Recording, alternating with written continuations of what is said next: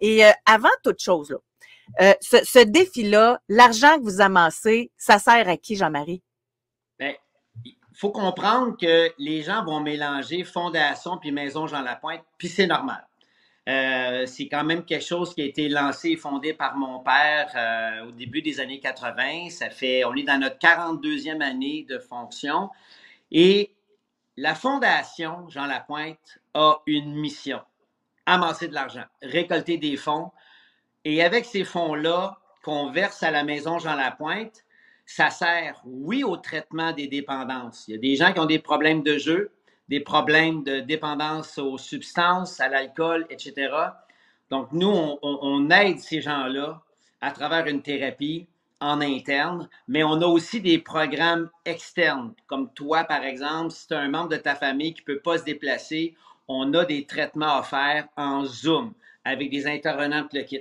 On offre aussi du support pour la famille, le programme PAF, qui est le programme d'aide et d'accompagnement pour les membres d'une famille qui ont un membre de leur famille qui a un problème de dépendance. Nous, on va accompagner les membres de cette famille-là, le papa, la maman, le fils, le cousin, le chum, la blonde, parce que quand tu vis une problématique de dépendance puis ta vie est complètement désorganisée, ben ça entraîne des gens avec toi dans ta souffrance, dans ton Oui, addiction. Donc, tous les membres d'une famille souffrent aussi d'un oui. problème de dépendance. Même si eux autres, ils n'ont pas de problème de dépendance, ils vont souffrir à cause que quelqu'un consomme. Alors, nous, on va aider ces gens-là avec leur programme d'aide à la famille.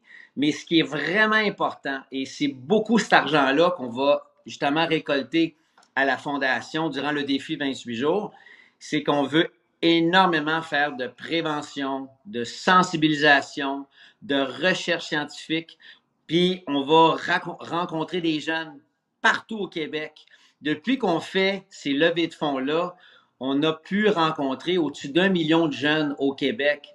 Ça fait longtemps qu'on le fait, là. Donc, on leur donne la parole, on crée un espace de discussion où tous les sujets sont permis, que ce soit le fun de consommer, que ce soit c'est quoi telle substance, c'est quoi les questions que les jeunes ont par rapport à la consommation. Puis on se dit, plus on est informé, si on arrive pour consommer, ben au moins on sait ce qu'on consomme et on sait ce que ça fait dans notre cerveau. Est-ce que ça va empêcher des jeunes de consommer? Ben peut-être pas tant, parce que tu te rappelles, quand tu es adolescente, Oui, là, oui. Oui, oui. tu te sens invulnérable, tu as peur de rien. Puis quand tu entends des histoires d'horreur, tu te dis, c'est les autres, c'est pas moi. Mais il s'agit qu'une seule fois. Il n'y a pas une semaine au Québec où on n'entend pas des histoires d'overdose d'un jeune qui est décédé parce qu'il a pris une petite pilule qu'il a achetée sur le marché noir. Puis malheureusement, ben, ça devient un drame épouvantable. Mais le jeune qui a consommé cette petite pilule-là, là, c'est sûr qu'il s'est dit, c'est pas à moi que ça va arriver. Tu comprends? Exact. Donc, Ouais. c'est ça la Fondation Jean Lapointe et c'est ça la Maison Jean Lapointe. La Fondation récolte des fonds et avec ces fonds-là, on veut sauver des vies, on veut informer, on veut amener des gens en traitement et on veut accompagner les familles. Et ça fait 40 ans que ça dure, plus de 40 ans. Puis c'est l'œuvre de mon père et c'est l'œuvre dont Ouais. il était le plus fier. Jean Lapointe est connu. C'est sûr que tu parles à un jeune de 25-30 ans, Jean Lapointe, oui, fuck all, ça dit absolument rien. Ah, par contre, notre génération, puis la génération de nos parents, ils savent très bien c'était qui Ouais. Jean Lapointe, Ouais. qu'est-ce qu'il a Hey, mais fait. j'ai une anecdote là-dessus pour toi. Ouais, Puis donc. je l'ai jamais raconté publiquement, mais moi, à la base, je suis animatrice radio, là, ça va faire 32 ans à Ah oui. Québec. Puis mais le moment où j'ai réalisé que les chanteurs n'étaient pas en direct à la radio quand j'écoutais la radio, c'est ton père qui était à deux postes en même temps avec Chantelat ta chanson. C'est ça spécial. Tu sais, c'est quand t'es jeune, tu penses que Jean Lapointe, il est en direct à la radio. En tout cas, tu sais, c'est là que j'ai réalisé parce que j'avais changé de poste, il était à deux postes en même temps. Fait que Jean Lapointe, moi, j'ai de très, très beaux souvenirs, évidemment, de ton père. Puis, ça a été vraiment quelqu'un de très marquant. Mais moi, tout d'abord, tu sais, avant qu'on arrive du côté personnel et de ton histoire et tout ça, si on reste là, dans le défi 28 jours, si on reste, tu parlais des jeunes que vous avez réussi à atteindre, est-ce qu'il y a eu un changement de type de consommation à travers les années? Est-ce que, tu sais, moi, quand j'étais jeune, bon, peut-être comme fille, peut-être dans un petit village, je sais pas pourquoi. Moi, j'ai pas eu accès aux drogues. Mais de l'alcool, j'y avais accès. Fait que moi, quand j'étais jeune, j'ai commencé à prendre de l'alcool. Mais est-ce que aujourd'hui, c'est plus drogue chez les jeunes que alcool ou c'est un mélange de tout ça? C'est très, très, très rare de nos jours. Puis ça, à ce moment-là, je vais emprunter des paroles que j'ai entendues de la bouche de ma sœur Anne-Élisabeth, qui est la DG de la Maison Jean Lapointe, puis d'autres spécialistes. Là. Puis je t'inviterais à faire un appel auprès de ma sœur, mais je sais que ce que je vois et ce que j'observe dans les centres de thérapie, parce qu'on a des centres pour adolescents Oui. qui s'appellent Le Grand Chemin. On en a un à Québec, d'ailleurs. On en a un à Mauricie, puis on en a un à Montréal. Ça existe plus ben l'alcoolique qui ne fait que boire juste OK. d'alcool. C'est C'est très, des très, très, très rare. multidisciplinaires. Ben, on appelle ça full cocktail. C'est-à-dire que OK. le jeune va goûter à l'alcool. Ça se peut que ça soit pas sa substance de choix, mais il va prendre des peanuts. Des peanuts, ben, c'est du speed, c'est des pilules, c'est des comprimés. Puis ça se peut qu'il prenne du cannabis. Puis ça se peut qu'il soit un petit peu dépendant aux jeux vidéo ou aux réseaux sociaux. Donc, on se rend compte que c'est multipoqué de plus en plus et on s'entend que quand tu rentres à la SAQ, tu vas acheter de l'alcool de façon légale, ça prend un âge minimum. Marché noir, il n'y a pas d'âge minimum. Non, non. Et les substances accessibles pour nos jeunes sont facilement accessibles, même sur Internet. Tu comprends que c'est pas juste le pusher de ton petit village ou de ton école. Tu peux facilement en trouver même sur Internet et c'est pas cher. Donc, les jeunes peuvent facilement se procurer de la dope et de la consommer pour pas très cher. C'est ça le problème. Oui, oui. D'où la raison avec la Fondation puis la Maison Jean Lapointe de faire de la sensibilisation puis de la prévention dans les écoles pour informer nos jeunes à qu'est-ce que tu consommes, qu'est-ce que ça fait aussi dans ton corps quand tu consommes. Puis, il ne faut pas démoniser la consommation, ni de l'alcool, ni de la drogue, dans un sens où c'est normal d'être curieux. C'est normal de vouloir essayer des choses. C'est dans la nature humaine de vouloir être curieux, puis d'apprendre, puis de fouiller. C'est juste correct. Le seul problème, c'est que souvent, on va consommer des substances et ça, puis la roulette russe, ça a même astifié d'affaires. Tu ne sais pas ce que tu consommes, même si c'est écrit ecstasy sa pilule, même si c'est écrit speed ou activant, peu importe, c'est pas garanti à 100% que c'est ça que tu vas consommer quand tu l'achètes sur le marché noir ou que c'est un Oui. revendeur qui peut être ton chum. Parce que même le gars ou la fille qui en vend, là, il peut être de bonne foi. Il peut se dire, moi, j'ai acheté de mon fournisseur de la dope et on me dit que c'est de l'ecstasy. Donc, je te le dis, c'est de l'ecstasy. Mais qu'est-ce qu'il y a dans la pilule? Oui. On ne Oui. sait pas. C'est ça le problème. C'est ça de jouer à la roulette russe. Donc, le défi 28 jours, c'est vraiment principalement pour l'alcool. C'est le défi sans alcool de la Oui. Fondation Oui. Lapointe. Puis cette année, on a 29 jours pour atteindre notre objectif qui est 1 million de dollars. On est là pour informer, sensibiliser et juste, puis terminer là-dessus, parce que je sais qu'on peut parler d'un paquet d'affaires, toi puis moi, José, mais c'est juste de dire aux gens, tu te dis que tu es capable d'arrêter de consommer de l'alcool? Ouais. OK, ben la meilleure façon de le voir, fais-toi un test, arrête. Arrête une semaine, arrête 2 semaines, arrête un mois. Et c'est là que tu réalises que l'alcool est omniprésent dans ta vie. Pas parce que tu bois 3 bouteilles par jour, mais le petit verre de vin que tu prends à tous les soirs en rentrant de ta job, c'est pas grand-chose, une consommation. Mais il y en a qui ont de la misère à pas la prendre. Donc, ça ne veut Exact. pas dire que tu es un alcoolique fini. Ça veut juste dire que, hey, c'est ancré dans tes habitudes. Donc, nous, à la Fondation Jean Lapointe, ce qu'on veut, c'est d'allumer le réverbère mental en te disant, là, à cette heure que tu le sais que c'est pas nécessairement facile d'arrêter, ben, donne-toi un défi. Donne-toi une chance de ne pas consommer pendant un mois. Puis l'argent que tu sauves, ben, fais-nous un don. C'est excellent. Puis là, en passant, c'est pas parce qu'on est le 21 que vous ne pouvez pas faire de dons. Hein?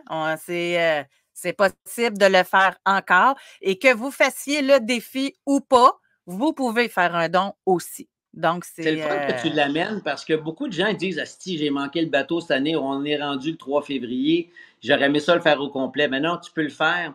Tu peux faire le défi pour le restant du mois, même s'il nous reste une semaine, fais-le. Tu peux faire un don et ça se peut que tu te dises ah, je me sens pas prêt de le faire cette année, je vais faire un don pareil. Ou ce qu'on a aussi instauré depuis quelques années, c'est on est inclusif, pour ne pas dire slash crosseur à la fondation. C'est que on permet à des gens qui ont de la difficulté à arrêter, mais de faire le défi, mais en version bronze. Tu sais, comme les commanditaires, tu as les Ouais, commanditaires ouais. bronze, Bronze, ailleurs. argent, or. C'est que la version bronze te permet de boire de l'alcool la fin de semaine. Toi, José, en fin de semaine, c'est ton anniversaire, tu es avec ton chum, tu es avec des amis ou au restaurant, c'est correct. Tu es éligible au défi 28 jours, même si tu bois la fin de semaine, mais tu vas la faire sous la version bronze. Si tu es capable de ne pas boire la fin de semaine, mais que la semaine, tu dis, oh, ben, je sais que je vais peut-être me prendre un verre mardi, mercredi, mais je vais arrêter tout le reste. Parfait. Ça, c'est la version argent. Ou si tu es all-in, puis tu es une tête de cochon, puis tu dis, moi, j'ai fait mon défi, je vais le faire de A à Z, all-in, du 1er au 29 février, c'est la version or. Donc, on est vraiment inclusif. Puis comme je te dis, c'est qu'on veut juste permettre aux gens de se faire une petite réflexion puis de penser, ben, je pense que l'alcool est vraiment présent dans ma vie, puis c'est peut-être un petit peu plus facile, plus difficile que je pensais. Puis deuxièmement, arrêter, oui, c'est vrai que c'est pas toujours facile, mais il y a des gains. Parce que consommer de l'alcool, il y a un gain instantané.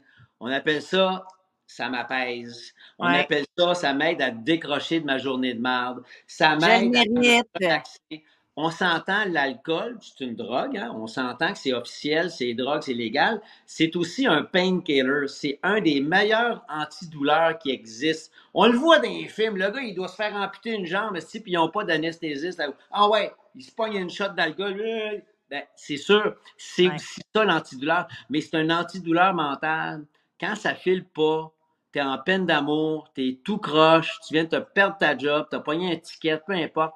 C'est facile de prendre un verre pour te oh my God, que ça m'apaise. Mais c'est aussi vicieux parce que c'est un dépresseur. Quand tu as Ouais. pris 2, 3 verres un soir, le lendemain matin, ça se peut que tu ne te sentes pas top shape au gym. C'est normal, c'est un dépresseur. Mais ça vient aussi avec une facture de boire comme ça depuis longtemps. C'est que ça joue sur ton moral, ça joue sur tes idées, ça joue sur un paquet de niveaux. Donc, le contraire est aussi vrai. De ne pas consommer, ça peut t'aider à peut-être mieux dormir, à avoir des idées plus claires, une meilleure énergie. Perte de poids. Hein? Perte de poids. Ben, veux pas, à chaque consommation d'alcool, ça contient des calories. Puis encore là, il faut pas tomber dans les troubles alimentaires et d'être obsessif. Sauf que c'est vrai que tu viens de t'enlever des calories vides qu'on appelle dans le jargon de la nutrition. Mais il y a aussi le fait que, économiquement parlant, tout coûte cher maintenant, l'alcool aussi. Oui, Donc, oui. c'est là que je dis, si tu es capable de te sauver 2 bouteilles d'alcool, mettons 2 bouteilles de vin à 14 piastres chaque, ben, tu es capable de faire ton don parce qu'on demande un don minimum de 28 $. C'est tout ce qu'on demande à tous ceux qui veulent faire le défi. Même s'il reste 3 jours ou 2 jours au défi, tu veux faire le défi, 28 piastres. Puis 28 piastres, ben, des fois, c'est 2, 3 bouteilles de vin. Puis ça, on est capable de les mettre de côté. Alors, c'est défi28jours.com. On en reparlera à la fin, d'ailleurs, du podcast. On va le rappeler aux gens. Le fais-tu? Le défi 28 jours? Non. Non, je suis honnête. Je suis honnête. Mais je l'ai fait au mois de janvier, par exemple. Le mois de janvier, là, j'ai fait, mais je devrais contribuer effectivement. Sais-tu quoi? Je m'engage à faire un don à défi28jours.com après notre podcast.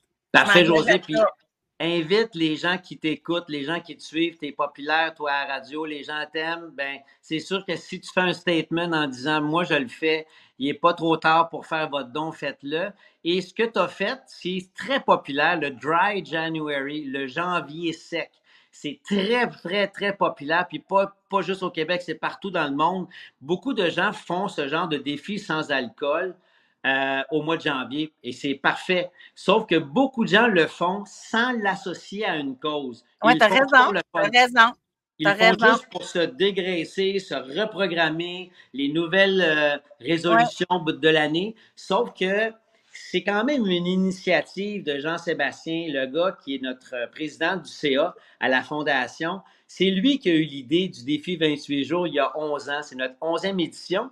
Et c'est lui qui a décidé de l'associer à une levée de fonds pour la Fondation Jean Lapointe. Donc, de se priver de l'alcool pour aider des gens qui ont des problèmes de dépendance, c'est un coup de génie. Mais il y a des gens qui font le Dry January en janvier pour le cancer, pour l'itinérance, pour un paquet d'affaires. Donc, l'important, c'est de faire une levée de fonds, peu importe pour qui tu la fais, mais tu le fais pour une cause qui te touche. Puis c'est ce qu'on essaie de faire, nous autres, avec la Fondation Jean Lapointe, c'est de sensibiliser les gens en faisant un don à notre cause, mais on aide Et des ce que gens. j'aime aussi dans dans ce mois-là, c'est il y a pas de jugement là. Tu sais, c'est pas go go go, faut que tout le monde soit sobre.